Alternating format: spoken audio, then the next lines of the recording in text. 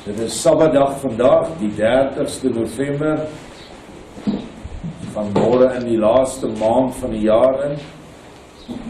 Die jaar het werklik baie vinnig gegaan. Maar Yeshua sê, dit is soos 'n bad water wat uitloop. Hoe nader die water aan die einde kom, hoe vinniger begin hy kolk en hoe vinniger loop hy uit. En tyd is soos water wat uitloop. En dit voel nie net vir ons, dis vinnig nie, dit is vinnig. Dis hoe ons dit voel. En dit gaan al hoe vinniger. So ons moet gereed wees. Die bad is amper leeg. En wat gaan ons doen? Ek is nog besig met Daniel se boodskappe met betrekking tot Paardekraal, wat nou minder as 2 weke weg is, of 2 weke net, en ons gaan nog die ander boodskappe ook deurwerk. Ons sal seker nie reg kry om almal te doen nie, daarom haal ek net stukkies uit die boodskappe uit. Byvoorbeeld wat ons nou gaan doen, Openbaring 91, is gegee op die 4de Maart. Dit was net nadat ons 7 dae afsondering hier gehad het, en toe almal Paardekraal toe is, en 5 klippies gevat het. Onthou julle dit nog? En daardie 5 klippies gaan ons nou oor lees, waaroor dit gaan. En dit is tyd, ons vergeet hierdie goed. Maart maand is alweer wat 9 maande weg, 10 maande weg, en ons het die goed vergeet. So kom ons lees wat hy weer vir ons aan die oor druk. Paardekraal, is Openbaring 91, was die laaste poort wat geopen was in my land, Suid-Afrika, vir julle, my boervolk. Dis 'n ongelooflike groot stelling wat hy hier maak. Paardekraal was, nie is, nog moet nie, dit was, dis afgehandel, die poort is geopen, en daar is nie nog 'n poort vir die boervolk. So ons het 'n volkome bevrydingspad voor ons gekry, deur Yeshua. Alles het gegaan oor dat julle in liefde sal verenig voor my aangesig. Alles het gegaan oor vergifnis, samesyn, waarheid, liefde, bekragtiging en ook genesing. Daar is ons eerste 5 klippies: vergifnis, samesyn, waarheid en liefde en bekragtiging. En die oomblik wanneer daai 5 klippies deel word van jou innerlike wese, want elke klip stem ooreen met jou hartkamer, die 4 rigtings van die wind, dan kry jy genesing.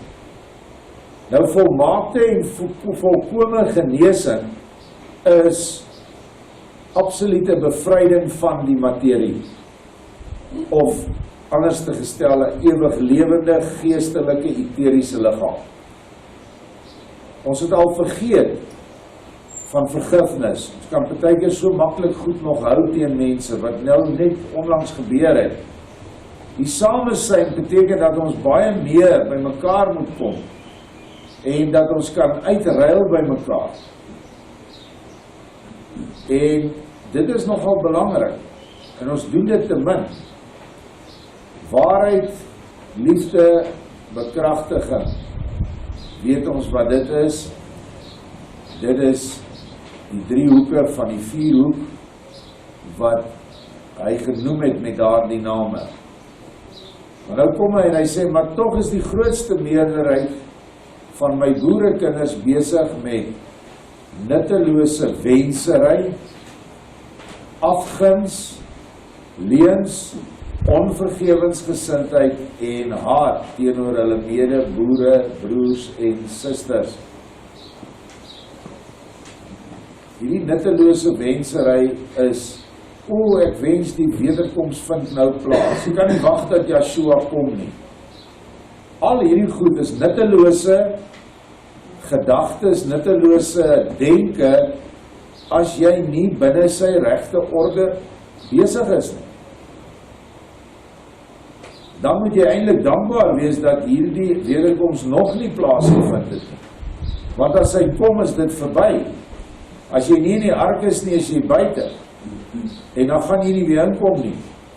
As jou lampie nie olie het nie, dan gaan jy verby. Jy gaan terug om olie te gaan soek, en as jy nou terugkom van jou soektog af, daar staan nie dat die maagde olie gekry het nie, hulle het gaan soek. Toe kom hulle terug, dus die deur toe.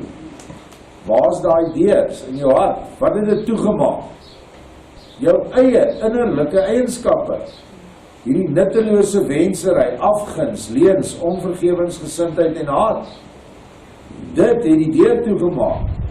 Want jy kon nie jou broers, jy kon nie na hulle luister nie, jy was nie oop vir raad nie, jy het geestelike hoogmoed gehad, en niemand kan jou niks geleer het nie. En so moet ons ook elke dag dan beskikbaar wees om te leer van die kleinste en die geringste. Vader het dit vir my baie hard op my gedruk, destyds toe ek 1 jaar en 4 maande in 'n bed gaan lê het, of ek kon nie loop nie, die pyn was te erg, en ek het niks gekry by hom nie. Ek het net daar gelê en het was geestelik, wat my al betref dood, maar ek weet het was nie. Maar daar was nie goed wat uit my uitgekom het nie. Daar het boodskappe gekom van kinders wat 12 jaar oud was, en kinders van 17 jaar oud. Diep boodskappe, en hy wou toets of ons sy stem herken deur die mens. Vergeet die mens, ken ons sy stem. En dit is die probleem nou in die boerevolk, hierdie afguns teenoor vars broodjie, teenoor die Gilgal klipwiel. Dan maak dit plek vir leuns oor dit. Dan plaas mense wat nogal prominent boere, hulle self boere noem en in die boerevolk werk, dan plaas hulle goed wat hierdie Gilgal wiel gelyk staan of gelyk maak met die Vatikaan en met die Sint-Petrusplein en allerhande ander griesame goed wat hulle aan ons dan nou van ons vertel. En dit veroorsaak dan 'n haat. Nie net by hulle wat dit nou doen vanuit afguns nie, maar ook by volgelinge van hulle. En die volgelinge vertel die storie oor en die volgende storie en so gaan dit aan. En dan is dit 'n geweldige aanslag teen Vader se laaste reddingsboei wat hy vir ons uitgegooi het. En dit maak ons werk net nog groter en sterker. Wat ons sal moet optree en in die oesland kom en begin stroop. Daar is baie onkruid in hierdie land wat ons moet ingaan, wat ons ook eers moet wegkry.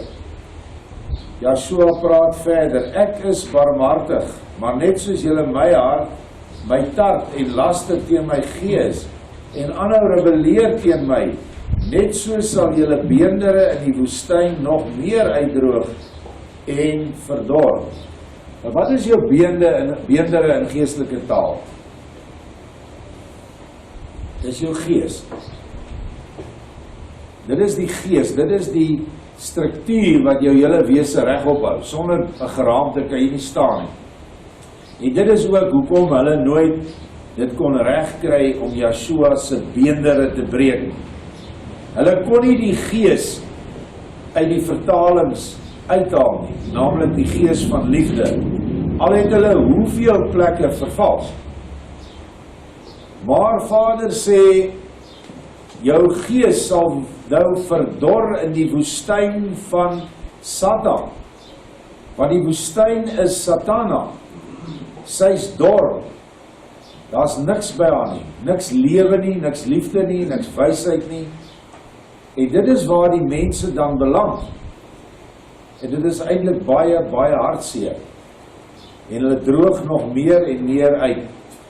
Julle sal dower word, sodat julle geensins meer sal hoor nie, omdat julle nie wou hoor nie.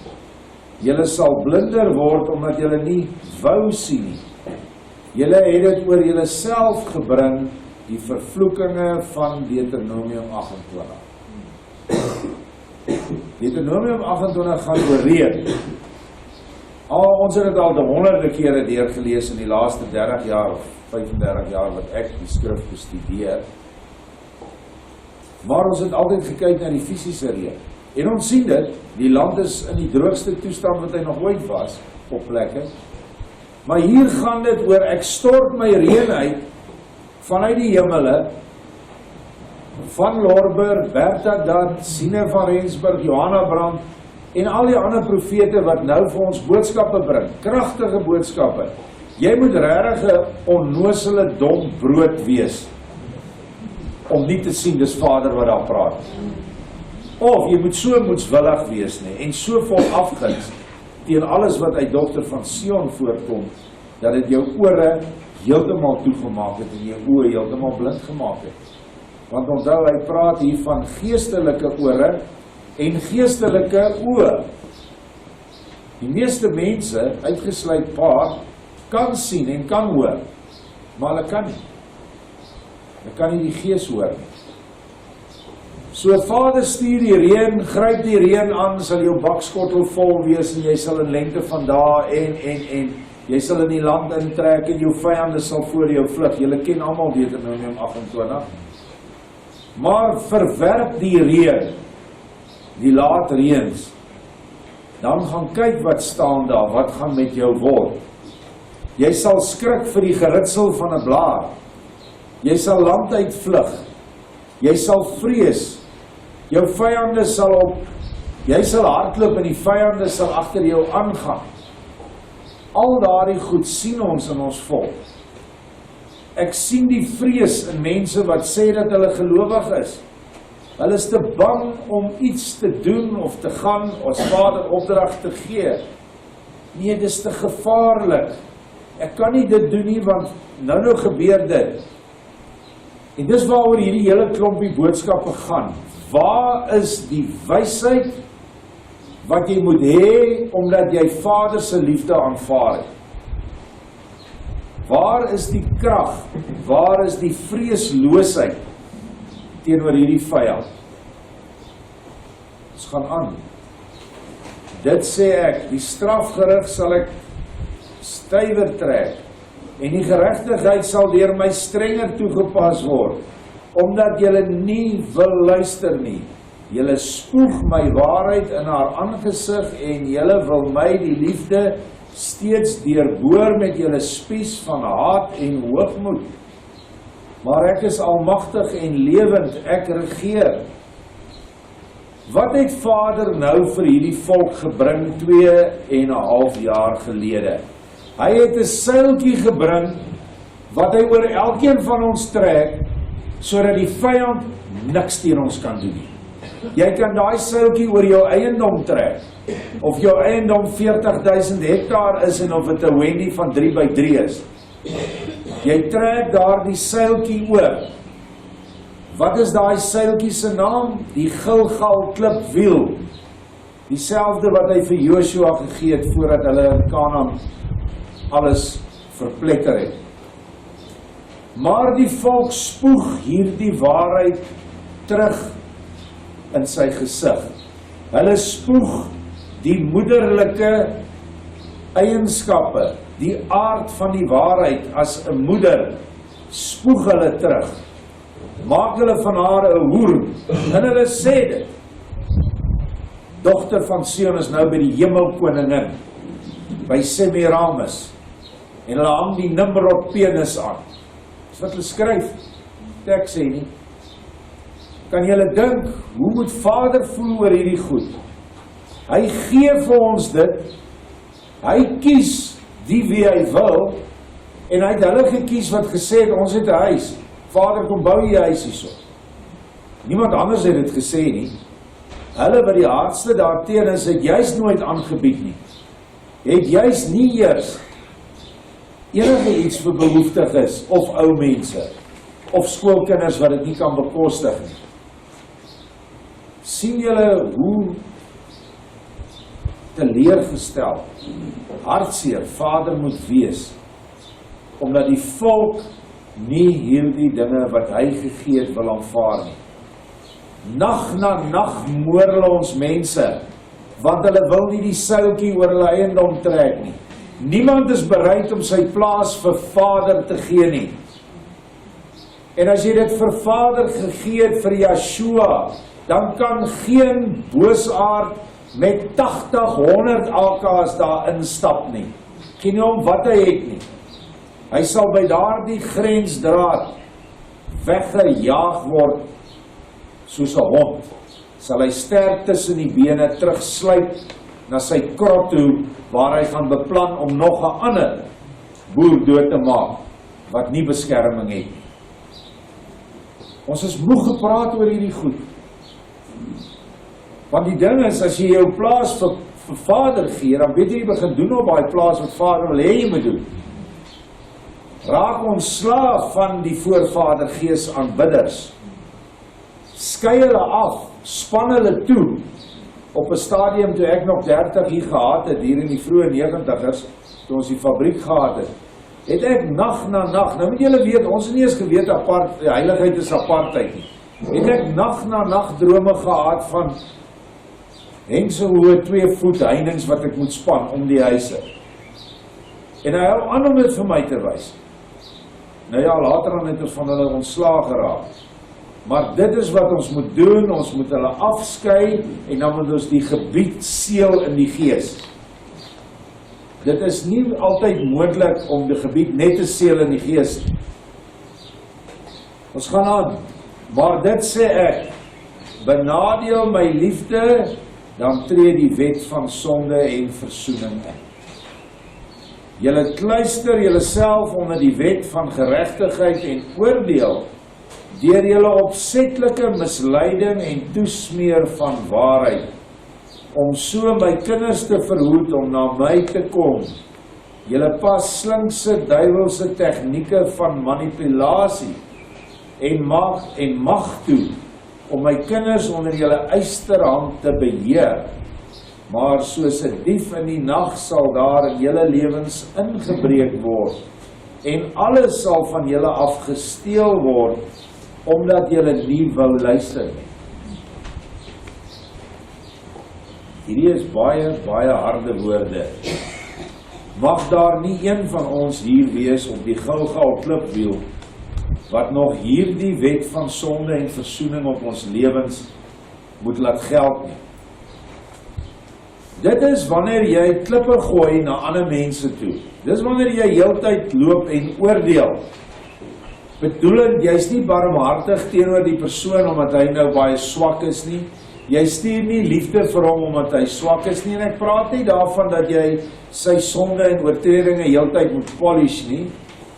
Jy moet hom waarsku. En as hy die waarskuwings nie daarop ag gee nie, dan moet jy stappe neem, soos hier op ons plaas. Het ons 'n orde, soos wat enige skool het, enige universiteit, enige firma. So het Vader se organisasie ook reëls. Maar hy het die een ding is dat jy 7x70 keer moet vergewe, as die persoon berou het en sy dade stop. Jy kan nie 'n ou vergewe waar jy voor die hand liggend is, dat hy is nie jammer oor die oorsaak nie, maar slegs oor die gevolge van sy dade. Dan moet so 'n persoon deur die regte mengsel van wysheid en liefde, moet dan gestuur word na 'n plek wat hy nog baie van hou, naamlik die wêreld. En dan moet die wêreld hom maar verder maal, totdat hy stikkend is, en terugkom en sê, weet jy wat, ek is so dankbaar, ek het nou gesien hoekom julle my hier weggejaag het. Maar dit gebeur nou in die fisiese man, nou wat van die geestelike? Jy sien nie die oues weg nie. Hulle bly hier op die plaas. Hulle was deel van ons. Maar die duiwelse tegnieke wat gebruik word, het nie sukses in die sin van dit backfire, nie 'n beter Afrikaanse woord daarvoor nie. En nou kom daar die mense wat hierdie tipe van dinge doen, hierdie opsetlike misleiding, afbreek van alles, veral laster teen die gees van waarheid, wat natuurlik onvergeefbaar is. Dit beteken, jy gaan net al hoe dieper in die gemors in. Jy gaan al hoe dieper in die wet van sonde en versoening, of geregtigheid en oordeel. So omdat daar geen versoening is vir sonde van ander nie, jy het nie bereid om hierdie persoon te vergewe nie, nou kom al jou sondes ook voor, en nou kan Vader dit ook nie vergewe nie, want jy het 'n regter geword. Kyk jy dan blaai ek so deur Facebook en internet, dan sien ek, ons het regtig baie regters hoor in die volk. Ons het regters in die Hooggeregshof, ons het plaaslike regters, dis wat almal bereg oor klein goedjies, dan het jy somme appelregters. Hy oordeel jou, hy vonnis jou, en hy skryf jou ook somme af. Al daai goed bring 'n wet in werking wat jy en ek nie onder wil wees nie. Wees barmhartig, want ek is barmhartig, sê Vader. Wees 'n beoordelaar van die wet, dan is jy 'n regter van die wet. En hy sê, ek is die enigste regter. Ons sien hierdie dinge, en nou gaan ons aan wat Vader vir ons sê. Hy sê, die roes sal julle skatte inhaal. Wat sê hy vir ons? Maak skatte in die hemel bymekaar, waar die motte en die roes dit nie kan verniel nie. Skatte in die hemel is geestelike skatte. Dit is in kort die 7 geeste, die 4 lewende wesens. Dis die skatte wat jy moet bymekaar maak. Die oomblik wanneer jy skatte bymekaar maak wat teenstrydig is met daardie 7 geeste, soos 'n skat van eie liefde, dwaasheid, wat jy nie erns het met die ding nie, ongeduldigheid met mense, onbarmhartigheid, dis al skatte wat jou gaan inhaal, en die roes en die motte gaan dit vernietig, en dan gaan jy net so leeg sit, soos wat hy hierbo gesê het, jy gaan in die woestyn wees, omdat daar niks in jou is nie. Kyk uit my kinders, die nag, die sprinkane, die donkerte wat loer oor die horison, die kommunikasiestelsels, let op die tekens, kyk na die diere en voëls, en sien hulle onrustigheid in die stede en dorpe, let op, hulle weet, maar is julle ore oop? Doen my liefde, ek is julle Vader. Dit is 'n ongelooflike belangrike stelling. Doen my liefde. Dis 'n werkwoord. Liefde is nie net 'n woord nie, dis 'n werkwoord. Ons gaan oor na die volgende 2 openbarings verder wat gegee is op die 12de Maart van hierdie jaar. My dogter, my liefling, ek is wat ek is. Ek is jou maker, jou vormeerder, jou vesting. Hier is my woorde en opdrag aan jou. Ook aan ons almal wat dit erken as Vader se woord. En vir Daniël as 'n opregte profeet van Vader. Los alle ongeregtigheid. Vergewe, genees en word bekragtig in my liefde. Sien julle? Dit is die opneem van die regte klippies. Dit is wat hy wil hê. Dit het nou tyd geword dat my dogter skoon gewas word. Dit het tyd geword dat my bruid beklee word met suiwerheid en trouheid. Trouheid selfs as getrouheid. Wees vreugdevol en kom na my in julle harte. Onthou die heel eerste Gilgaldag. Onthou die 7 dae ramshoringblaas, dit was in Februarie, wat julle vir my gedoen het. Onthou my beloftes. Wat is die beloftes? Dit is die 3 geloftes wat ek gister uitgedeel het. Onthou my dogter. Onthou Paardekraal. En kan julle onthou dat ek daar was? En ook in elkeen van julle harte, dink die wat daar was, kan nog daai ongelooflike, eintlik gelooflike emosies ervaar het toe ons by daai klipstapel was. En ek wil dit net vir die rekord sê, die klipstapel is nie onder daardie piramiedagtige toring wat die klomp vrymesselaars later aan oor die oorspronklike klipstapel gebou het nie. Ons klipstapel is so eentjie daarvan af. En ons sou sekerlik ons klippe ook bo op daai stapel gesit het as hulle dit nie toegemaak het nie. En daar mag daar baie ander geestelike goed gekoppel wees. Maar ek weet, dit wat satanies was, wat gekoppel was aan Paardekraal, is in Februarie gebreek. Deur ons gebede, ons optrede en ons klippakke, is daar die magte van Satan oor ons volk, is verbreek. Het julle vergeet wat die daad van die blou hamer beteken het? Kan julle sien hoe dit in vervulling gegaan het, en steeds gaan op verskillende vlakke? My dogter, onthou jy die ring wat nooit geskei kan word nie. Onthou jy my woord aan jou, onthou jy my visioen aan jou reg aan die begin. Dis alles dinge wat in die geskiedenis gebeur het met die dogter van Sion, en ons kan dit gaan oplees. Ek is altyd met jou en sal jou nooit verlaat nie. Ek wil jou terug hê daar waar ek na jou geroep het. Ek weet my dogter, jou hart is in skerwe en voel geskeur. Die stryd is hard en die las daarvan swaar. Dit is verwysend na die groot skering in die dogter van Sion in Maart maand, Februarie maand. Maar laat my oorneem, laat my toe om jou las te dra. Ek is liefde, vir julle wat wil, kom en laat my liefde julle omhels. Opnuut, kom ontvang van my nuwe krag, nuwe lewe. Kom en word versterk en kom drink van my fontein van lewende waters. Word verfris in die gees en laat jou hart verkoop word. Hierdie fontein van lewende waters is die trooster. Ook genoem die hoeksteen van jou huis. My dogter van Sion. Nou gister het ons gesê, wie is my dogter van Sion? Dit is die gemeente waarvan jy en ek deel is. Jy is geroep tot krag en as getuie van my waarheid en liefde. Laat nou die nuwe dag in jou hart aanbreek en genees jou wonde deur my hande van barmhartigheid. Onthou, ek verlaat jou nooit, maar jy kan my verlaat. Daarom word stil in jou hart en vertoef saam met my. Ek wat jou enigste verlossing is. Yeshua, ek verlos, ek red, ek maak alles nuut.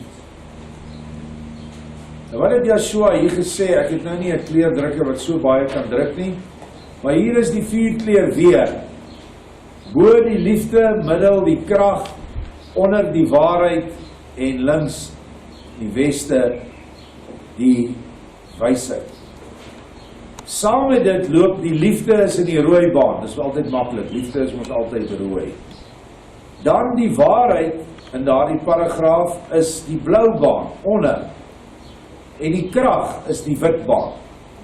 En ons het gister en eergister gesien dat die nuwe vlag wat nou in hierdie 4 kleure ingedruk word of ingedruk is, nou deur Vader teruggedruk word sodat die krag weer herstel word. Die boonste ene staan nou vir die Boervolk gelofte, die liefde. Dit was 'n eerste kontrak wat 'n volk met Vader gesluit het na Yeshua se opstanding as 'n volk om 'n huis te bou. Die tweede ene, of die derde, die onderste ene is die Gilgal klipwiel wat hy opgerig het hier op ons plaas.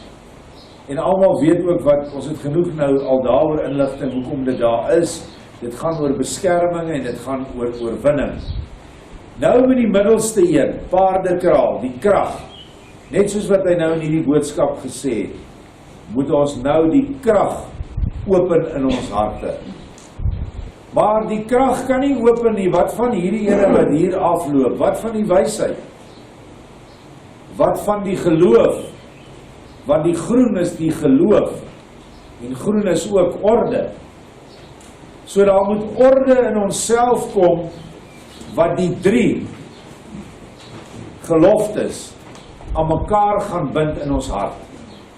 Dan is ons hart nie net verseël met die 4 lewende wesens, die leeu, die man, die os en die arend nie, want ons kan dit ook hier opsit. Dit is die 4 engelwesens, Raphael, Michael, Gabriel, wie is Uriel en Vanuel. die waarheid.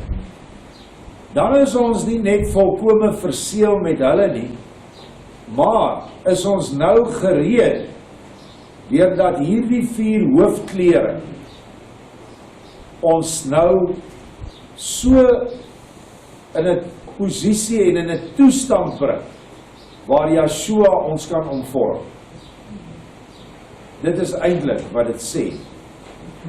En ek dink niemand het ooit geweet dat die 4 kleur soveel geestelike betekenis het. Dit is eintlik verstommend dat dit nooit ontdek is. Daar's baie mense in my tyd in die pad wat ek met Israeliete gestap het. Nee, die rooi moet onderkom, die vlag moet omgedraai word. Nou is daar baie mense wat so 'n vlag wapper, want hulle sê dis die bloed, die bloed moet onder wees. Ander mense het ander goed weer oor die blou te sê gehad. Hierdie ding het Vader gegee vir Dominees Dirk van 'n Hof, sekerlik 'n dominee wat sy sous werd was, want hy het beide die vlag en die Transvaal wapen ontwerp. Hy was die een wat op Kerkplein sy waans gestop het en uitgespan het en daardie plek Philadelphia genoem het. En so was die stad Pretoria wat ontwikkel het om Kerkplein, was vir baie jare Philadelphia genoem. Philadelphia bedoelend broederliefde. En later het Pretoria toe nog maar oorgeneem en die woord Philadelphia is vergete. Tot Vader weer aan die weste, aan die wysheidskant van Pretoria, het hy weer 'n Philadelphia opgerig. 'n Philadelphia wat elke dag, al vir meer as 12 jaar, 'n offer bring vir hom. Ons harte bring en ons sing en ons bid saam en ons lees 'n stukkie uit sy woord. So hier is so baie dinge wat nou in mekaar skuif. Kom ons gaan aan, wat sê hy? Let op julle woorde en dade, anders gestel sit te wag voor jou mond. Vra julle self af of enige iets wat julle doen of spreek, vanuit die liefde voortkom of vanuit eie liefde. Ek wil hê dat my dogter van Sion nou genees en opstaan vir my. Paardekraal, hoor die stem van my liefde, ek is, spreek. Geen ongeregtigheid, liefdeloosheid, leuen of besoedeling sal voor my aangesig staande bly nie. Hoor my dogter van Sion, hoor my boerevolk. Die nag wat deur my profeet van gespreek was, is op jou. Maar weet dat julle wat gewas het en na my gekom het, julle sal beskerm en bekragtig word ter voorbereiding vir die nuwe dinge. Die laar wat ek opgerig het sal verseël bly, my laar van liefde. Kyk nou net hoe mooi weggesteek is die 3 geloftes hierso. Veral Paardekraal, ek sal jou beskerm en bekragtig.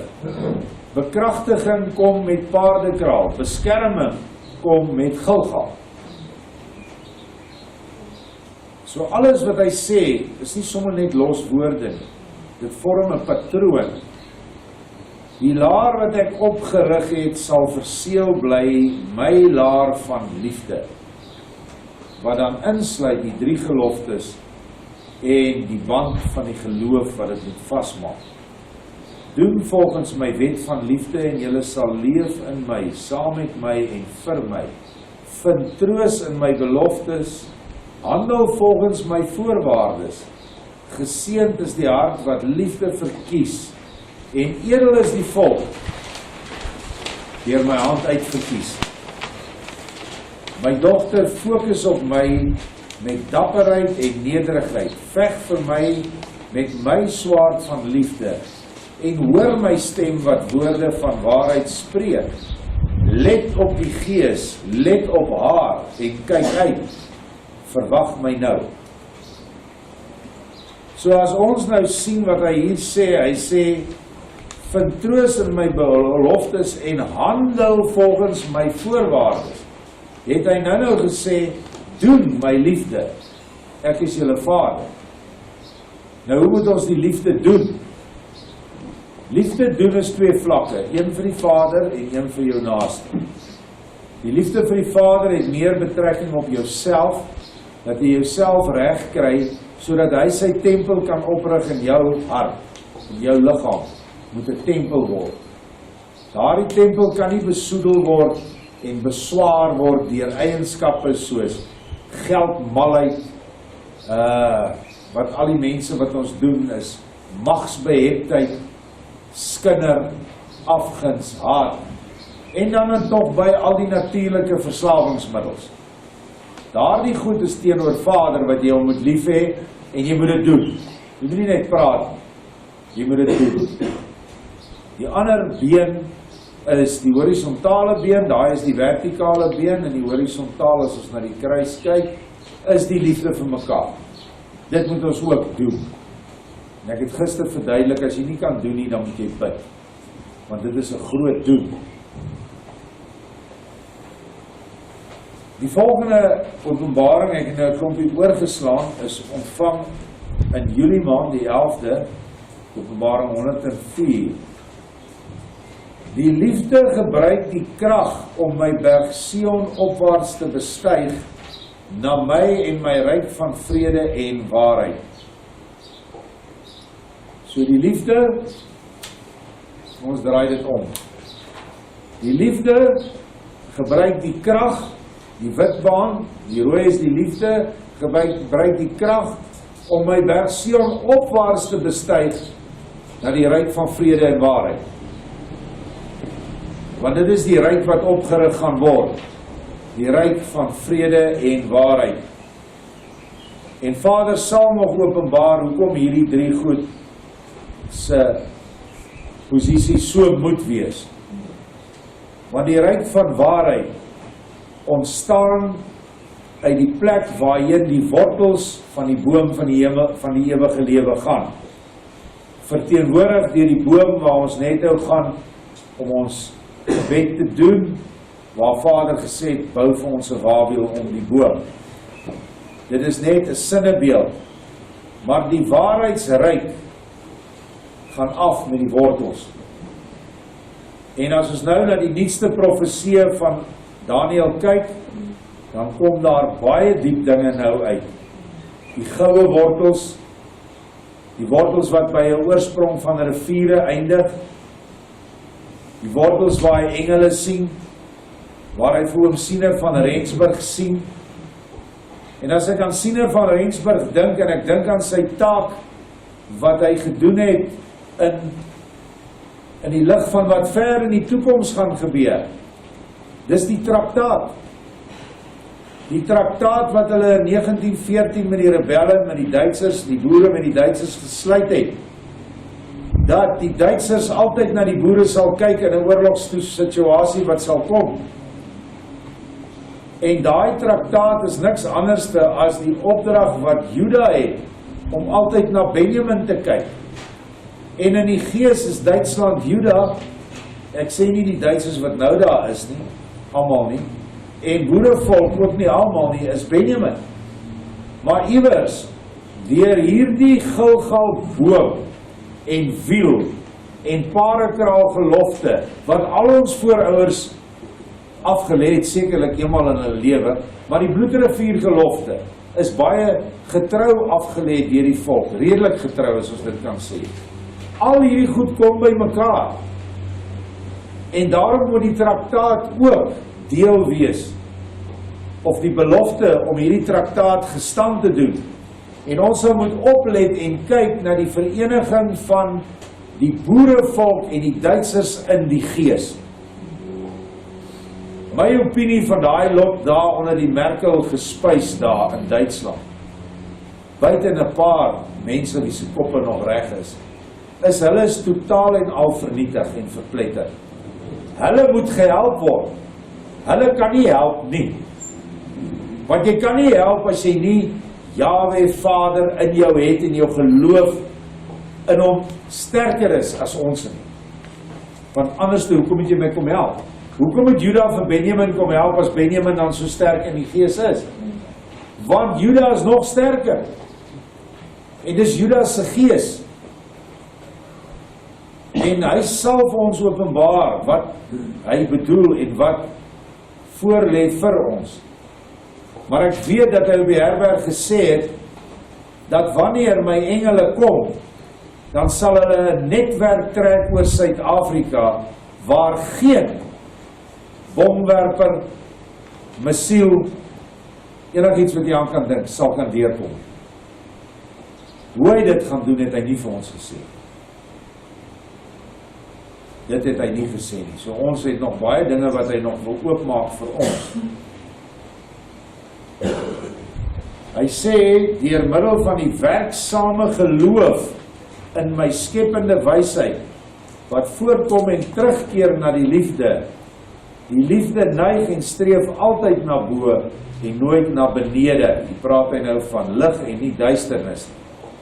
Al hierdie is vanuit die oorspronklike liefde lig. Kyk wat sê, hoe hierdie drie verbind moet word, deur middel van die werksame geloof in my skepende wysheid. Deur die groen baan, waaraan elkeen van die drie bane vas is. So as daar nie skepende wysheid en werksame geloof is nie, kan hierdie drie geloftes nie lewend word in jou nie. Kan die 4 lewende wesens nie opstaan in jou troonkamer nie. Gaan lees maar Openbaring 4, waar die troonkamer beskryf word. Dit is Johannes se troonkamer, Johannes die skrywer. Hy sien in homself, sien hy die 4 lewende wesens, hy sien die 7 geeste, hy sien die 7 engele, die 24 oudstes, dan sien hy nog 'n geweldige see van glas. Daardie see van glas is jou eie blinkende, blinkgemaakte dade van liefde, wat nou blink is, omdat Yeshua al jou sondes vergewe het. So daardie troonkamer is wat reggemaak word vir Yeshua in jouself. En as jy nie hierdie dinge gaan doen nie, dan gaan die troonkamer onvolledig wees. 'n Troonkamer kan nie sonder die 4 lewende wesens wees nie. Nie sonder die 7 geeste of die 7 engele, leiers van die 7 gemeentes nie. Nog minder sonder die 24 oudstes, die 12 poorte, die 12 stamvaders, saam met die 12 fondamente, die 12 apostels, maak 24. So alles kom by mekaar in een groot woord. Doen die liefde. Dan word hierdie dinge waar. So is die laar waarvan ek gespreek het voltooi en verseël my ligsirkel van hemel en aarde. As jy nou daar sit en jy dink aan alles wat jy doen en waarmee jy besig is, en jy kry 'n berusting, dan het die ligsirkel in jou gekom. As daar nog goedjies is wat jy moet regmaak, dan moet ons dit gou doen, want die tyd is verby. Hierdie dinge wat nou gebeur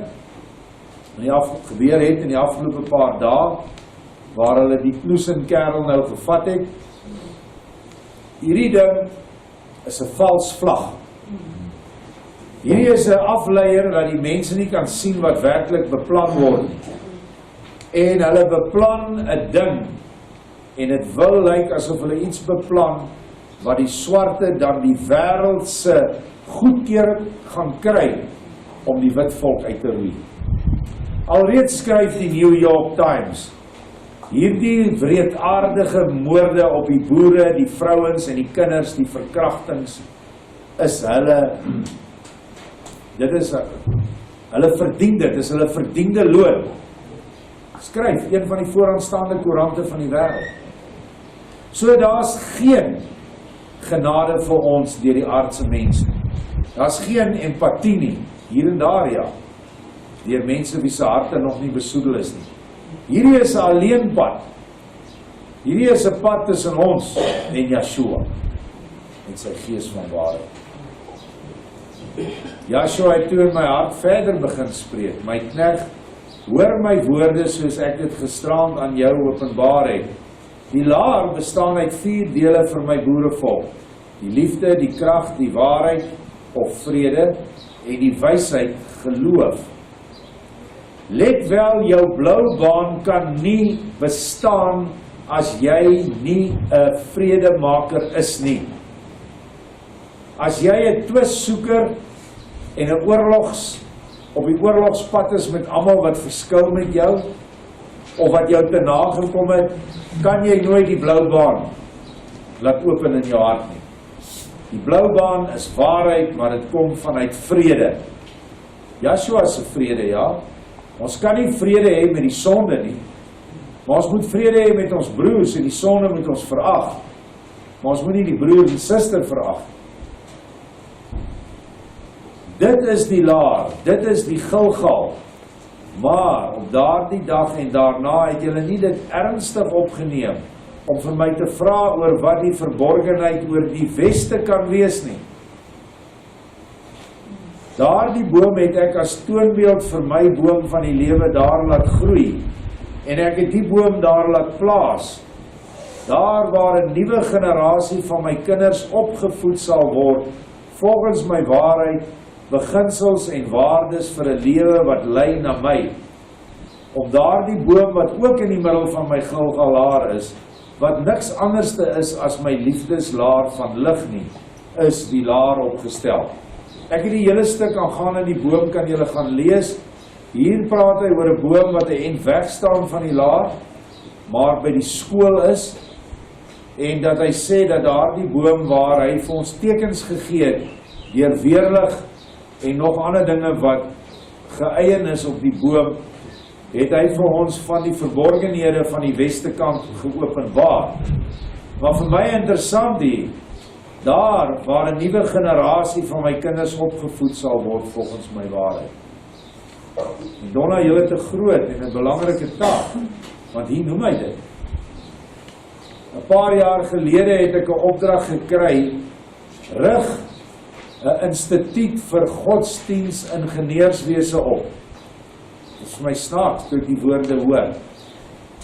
En dis waarmee ons besig is. Hierdie dinge wat ons vanmôre kry is deel van 'n instituut wat Vader op hierdie plaas opgerig het. Dit is die skool wat ons beloof het in 'n gelofte wat ons in 1998 gemaak het. Dat ons 'n skool sal oprig en ons volk sal leer. Was nie ander gemeentes wat dit gedoen het, doen dit nie. So hulle nie kwaad wees as die skool se syllabus hiernatoe kom. Hierdie is syllabus. Dis wat dit is. En daardie instituut sal opgerig word, nie net vir kindertjies nie, klein mensies nie, maar vir groot mense wat hulle soos kinders wil laat onderrig. En dit gaan nog baie groter word. Maar my dogter van Sion, jy het die westelike nie in ag geneem nie. Die wysheid en geloof in my, werksame geloof. En dis die aanklag, ons het te min dade gedoen. Want werksame geloof is dade.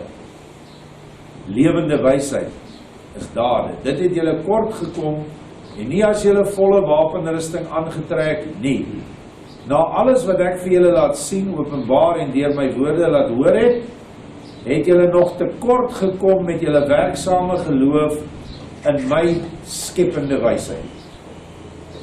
Onthou julle net so 'n week of 2 terug, nee, 'n bietjie meer, 'n maand, toe het Vader vir Daniël op die wiel gesit, hy moes omloop en toe kom hy by die weste.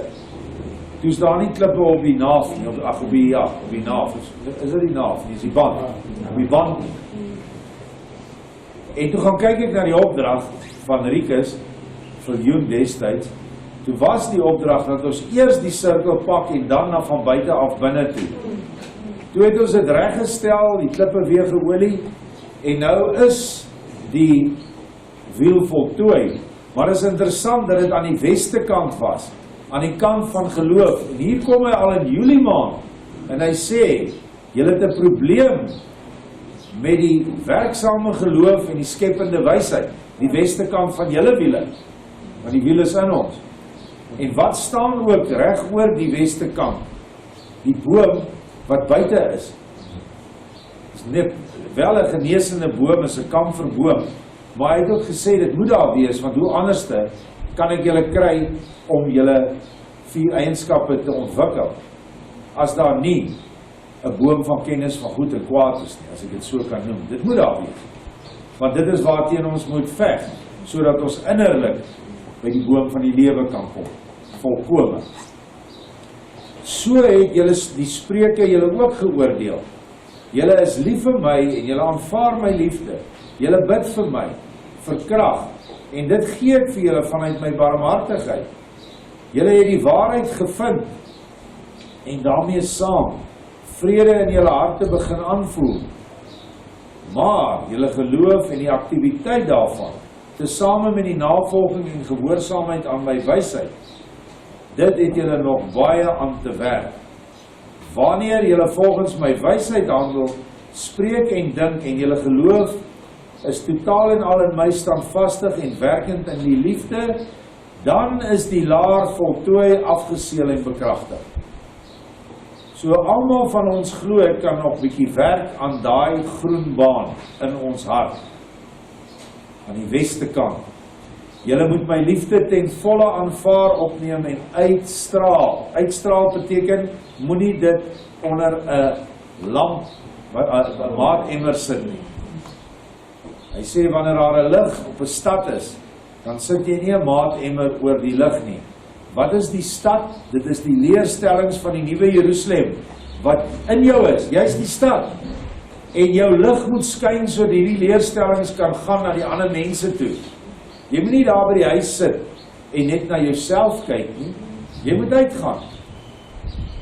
Julle moet my liefde ten volle opneem, ten volle aanvaar, opneem en uitstraal. Julle moet totaal afhanklik wees van my krag wat ek vir julle gee, om julle doelwitte vir my en julle eie siele en die siele van julle naastes te bereik. Ek gaan nou nie aangaan oor wat ons moet doen nie, ons weet almal. Julle moet in vrede leef tot my eer, en in waarheid en gees moet julle jubel in vrolikheid. En hiermee moet julle oorgaan in die volgende stap, die werksame geloof in my skepende wysheid. Wanneer julle my gehoorsaam, glo en vertrou met 'n vurige, liefdevolle hart, dan kan julle volgens die leiding van my wysheid skep. Julle kan in staat wees om skepings voor te bring vanuit my liefde, krag, waarheid en wysheid. Ek doen dit deur julle en julle moet bereid wees om my in alle oorgawe te vertrou en te glo in my woord. Maar julle moet werk maak daarvan en nie slaap of sluimer nie. Julle moet aktief deel word van my plan en beloftes. Daarom het ek julle genoem werkers in my wingerd en nie slapers in my wingerd. Baie kragtige woorde. Jy self moet vir jouself afvra, is ek 'n werker of 'n slaper? En ek het dit baie gesê, daar's twee tipes werk wat gedoen kan word. Werke van die gees, die linkerhand, naaste aan die hart. Werke van die vlees, regterhand, verste van die hart. Werke van die vlees is die Elia gees in jou. Werke van die gees is die Henog gees in jou. Of Raphael en Michael, selfde ding. Raphael en Michael het aarde toe gekom, vrywillig. Raphael as Henog, Elia was Michael. Engele kan verskeie kere aarde toe gekom het. En nou nog is daar baie engelgeeste onder ons. So wat ons hier lees, is net weer eens oproepe om ons slap lywe, amper sê wat dit is, dat ons dit van dit af opstaan en begin vir Vader werk. En hy sê dit hier, werk saam met julle my kinders en knegte, mekaar help, ondersteun en lief hê, om sodoende my kinders se siele opwaarts te help na die toppunt van my berg Sion. Wanneer julle so begin saamwerk om mekaar te lei na my en my alleen, met geloof en gehoorsaamheid aan my wysheid, dan sal julle my ryk van vrede en ewige lewe beerwe. Julle sal aan die boom van die lewe se vrugte eet. Dit is my hemelse manna. Dit is die verborge manna wat die boek Openbaring van praat, wat vir sekere mense gegee word. Net vir hulle wat hierdie 4 boeke van hulle harte, wat erns daarmee het. Na hierdie woorde herinner Vader my aan Paardekraal en sê, my dogter, julle het ek gebring tot by Paardekraal vir my doel en plan. En hoe het hy ons nie gebring nie? Ek dink ons iemand het getel, daar was 150 van ons mense daar, van oor die hele land op kort kennisgewing. Julle het groot verwagtings gehad en vooruitsigte, maar Paardekraal was 'n leidraad vanaf my. Paardekraal is die derde poort, die wind, die gees, die wysheid, julle moeder. Het julle vergeet wat ek vir julle openbaar het in Henog? Henog het 3 poorte gesien aan die suide van die aarde. Vanuit die eerste het daar dou gekom, bloedrivier. Vanuit die tweede het reën gekom, die laatreëns van Gilgal. En vanuit die derde poort het daar wind gekom, Paardekraal. Dit is die finale stap na julle oorwinning in my, Paardekraal. Ons moet 'n perd in die stryd wees, want 'n paard is 'n perd in Afrikaans. En ons moet in die kraal wees van die gees. Ons moet onder die wit seiltjie wees, die Heilige Gees wat ons beskerm, of die apartheidsgees. Dit is die Paardekraal oorwinning. En dit is die rede hoekom Vader ons daarheen stuur. Soveel mense kontak my en sê, maar wat moet ons daar gaan doen? Dis 'n fisiese plek en die Satan se simbole is oral. Ja, Satan kom en hy vat plekke. En hy merk dit, net soos 'n hond sy plek afmerk of 'n leeumannetjie. En dan moet jy en ek gaan en ons moet daai merke moet ons vernietig. En dit is wat ons sal doen op Maandag 16 Desember. Ons sal daai Paardekraal monument se terrein sal ons aan Vader opdra. Met klippe, met gebed en met die uitspreek van die seën. Ongeag wie in beheer is daar. Want daar's een in beheer op daai terrein en dit is Yeshua. En in die vorige lesing het hy gesê, my 2 getuies is reeds daar besig. Natuurlik in die geestelike, maar hoekom sal hulle nie ook daar wees? En dis die rede hoekom ons moet gaan. Ons moet die vierkant voltooi. Ons moet die krag, die wind in verbinding bring met die gees, die wysheid. So hierdie wit baan en die groen baan gaan aan mekaar gelas word of aan mekaar vaskom en die rooi baan en die blou baan ook saamtrek in 'n eenheid in jou hart. Dis wat hy wil hê. Nou sê ek nie vir jou dat dit nie sal gebeur as jy nie fisies daar is nie. Daar is mense wat net nie daar kan wees nie. Finansiële oorwegings, beperkings, afstandsbeperkings, die feit dat hulle jou plek beroof en plunder as jy weg is, dis alles dinge wat Satan maar probeer om ons mense weg te hou. Maar ek sê dit vir die band, as jy op daardie dag in gebed en verootmoediging saam met jou broers en susters wat daar is gaan wees, dan is jy op Paardekraal in die gees. Dan is jy by die vergadering wat hy alreeds vir ons so 'n klein liggie gegee het van voorvaders. 'n Vergadering waar alle engelgeeste bymekaar is, saam met die kinders op aarde, waar Yeshua die bruidegom is. Gaan lees dit in Hebreërs 12, die laaste groot vergadering. En ek wil ook sê dat dit verband kan hou met oom Siener se laaste of bykans laaste gesig, waar hy gesien het die tabernakel daal neer vanuit die hemele. En hy sien sy dogtertjies wat alreeds in die kamp dood gegaan het, sien hy. En hy sien hulle het almal blonde haartjies en blou oë staan in sy boek. Hou julle dit?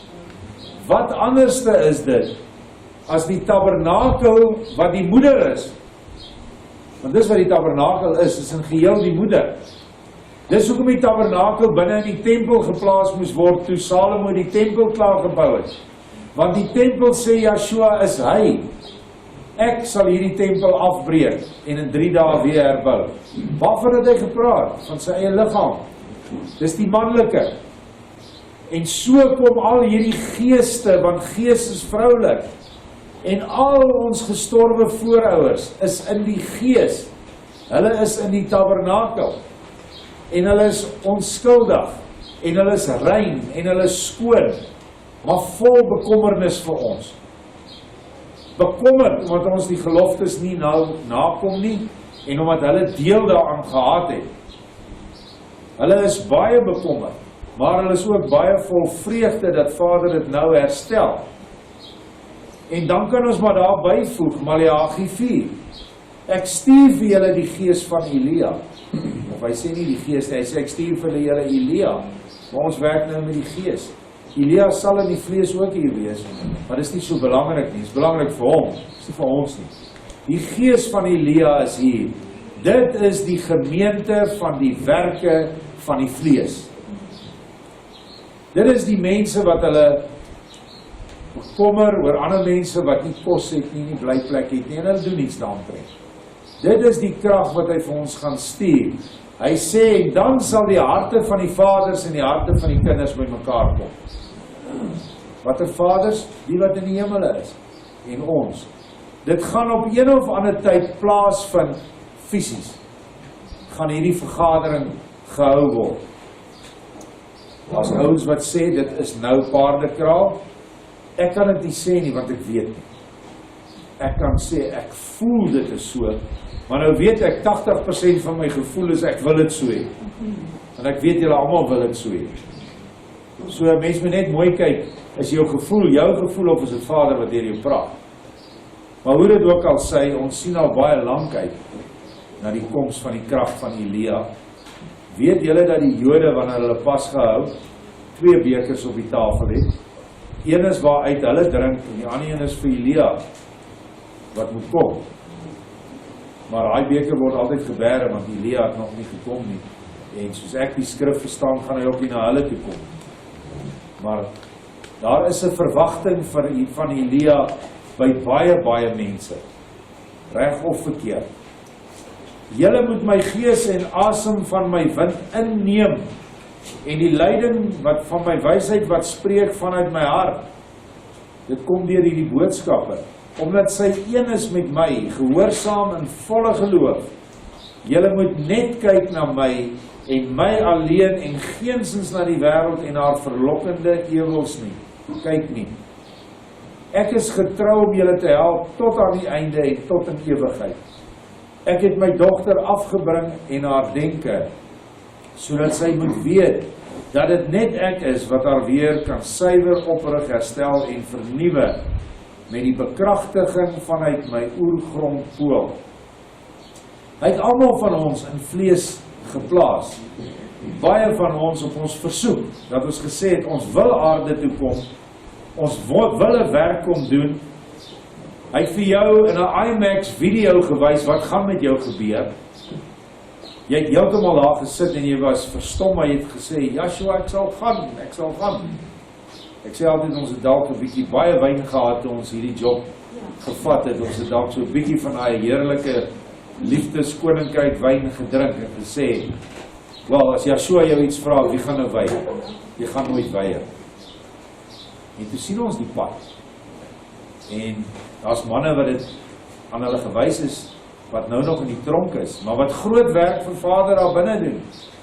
En hy sê, Vader het my gesê, jy het gekies, ek het jou gewys, ek gaan jou toesluit, laat toesluit. En nog het hy gekom. Waarvoor het jy met Vader 'n ooreenkoms gesluit? Weet jy al? Is jy besig met dit wat jy vir hom gesê het, jy gaan doen? As jy dit nog nie het, nie bid en vra, hy sal vir jou gee. Hy sê, hy het ons afgebring, nou moet ons terug. En dat hulle nie in hulle self roem en hulle self eer, dat sy weer haarself kon oprig nie. Dit is net ek wat dit vir jou wil en kan doen, omdat ek volmaak en almagtig en die liefde Gees self is. Hierdie is julle antwoord oor die gebeure na Paardekraal. Dit beteken vir nou, want dit is nou na Paardekraal wat ons daar was. Wees oorwinnaars, my boerevolk, en kyk na my binne jou hart, en gehoorsaam my in liefde bo alle liefde, en julle sal ewige vrede vanuit my verkry, as skatte en skepings van volmaakte liefde. Hierdie goed het nie sin gemaak, toe ons het gekry het, in Julie maand. Ja, ek wil dit in 'n mate sin gemaak, maar nog nie soos wat dit nou sin maak na al die ander boodskappe wat ons gekry het. Dit maak nou 'n groter eenheid en 'n geheelbeeld. Maar 'n baie belangrike ding waaraan ons almal wat hier sit skuldig is. Ons kyk te veel na die nuus. En ons rig onsself te veel na gebeure in die wêreld. Dis goed, ek sê nie, jy moenie weet wat aangaan nie. Maar moenie jou rig wat in die nuus sê. Rig jou na Yeshua toe, hy is binne in jou. Luister na die stemmetjie, dit is sy vroulike deel, die waarheid wat in jou is. Doen die wysheid, die skepende wysheid, wat hy hier vir ons sê, en doen dit met geloof. Dan sal niks jou pla nie, en dan sal jy jubel in vrolikheid. Nie soos die hele volk nou juig nie. As jy vir hulle sê, jubel jy? Sê, ja, ek jubel. Soos baie mense hier sing in die oggend. Jy moet jubel. Jy is sy kind. Jy is sy bruid. Jy is 'n versorgende moeder vir kinders wat sorg bitter nodig het. Maar dan moet jy self, hierdie ding moet werk, hierdie prent moet in jou opstaan. Dis baie belangrik. En dit is wat hy nou deur hierdie lesings vir ons duidelik wil maak. En ek glo ons gaan nog baie ander opdragte kry voor Paardekraal. Is daar enige iets wat iemand wil vra of bysit? Stap net daar op die bank. Is dit nie wat ons net gesê die 4 keer gaan na die water nie? Absoluut, dankie dat jy my herinner daaraan. Die 4 kleur gaan sekerlik fisies weer wapper, maar hy gaan eers hier in ons harte wapper. Dis waar hy gaan wapper wat saak maak. En dit is die goed waarna baie mense nie wil kyk nie. Ek het nou met mense gepraat oor die innerlike en die geestelike van sieners en boodskappe. Hulle weier om dit te vat. Sê maar jy sien nou goed wat daar nie is nie. Nou ja, dan sien ons maar, kyk ons maar wat gaan gebeur. Onthou, dit is so. Vader het nog nooit gesê, hy het gesê jy moet jou naaste lief hê. Maar hy het nie gesê jy moet jou naaste nag, as hy jou nie wil lief hê. As jy liefde vir hom gee en hy verwerp dit, stap weg, gaan aan. Bid vir hom in jou hart, moenie 'n wrok dra nie, want jy kan nie met 'n wrok, kan hierdie 4 klere nie opereer nie. Stap weg, is nie nodig om elke dag in hulle geselskap te wees nie. Bid vir hulle, want hulle is nog nie in die ark nie. Dis baie belangrik. Amen.